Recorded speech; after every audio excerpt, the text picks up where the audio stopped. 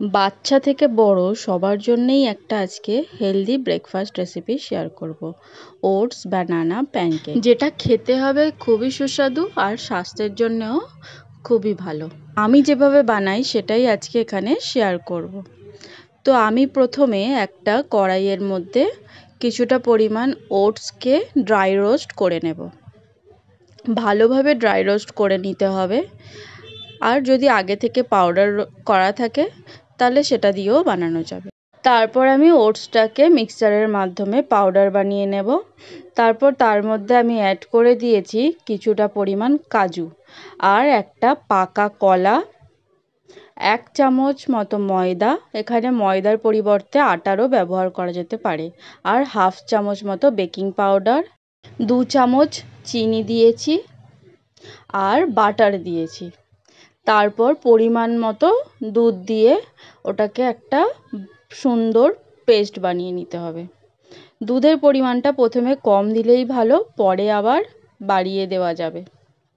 তো এখানে আমি পরে আবার আরেকটু পরিমাণ দুধ মিক্স করে একটা সুন্দর ব্যাটার বানিয়ে নিয়েছি। ব্যাটারটার থিকনেসটা কীরকম থাকবে সেটা ভিডিওতে আপনারা দেখতে পারবেন। তারপর প্যানকেকের এই ব্যাটারটা রেডি হয়ে গেলে আমি চাটু গরম হতে দিয়েছি। চাটুটা ভালোভাবে যখন গরম হয়ে যাবে তখন আমি ওই চাটুটার মধ্যে দিয়ে দেব প্যানকেকের ব্যাটারটা, দিয়ে সুন্দর একটা গোল শেপ করব। আর এই সময় আমি এখানে কোনো তেল বা বাটারের ইউজ করব না, আর গ্যাসের ফ্লেম রাখবো একদম লোতে। তারপর প্যানকেকগুলোর মধ্যে যখন বাবলস আসতে শুরু করবে আর বাবলসটা যখন পুরো প্যানকেকেই ভরে যাবে বড় বড় বাবলসে, তখন বুঝে নিতে হবে প্যানকেকের যে সাইডটা চাটুর মধ্যে ছিল সেই সাইডটা রেডি হয়ে গেছে। তখন আমরা একটা খুন্তির সাহায্যে সেটাকে উল্টিয়ে নেব। এরকমভাবে দু সাইড ভালোভাবে তৈরি হয়ে গেলেই তৈরি হয়ে যাবে আমাদের প্যানকেক। আমি এরকমভাবে সব কটা প্যানকেক সেঁকে নিয়েছি।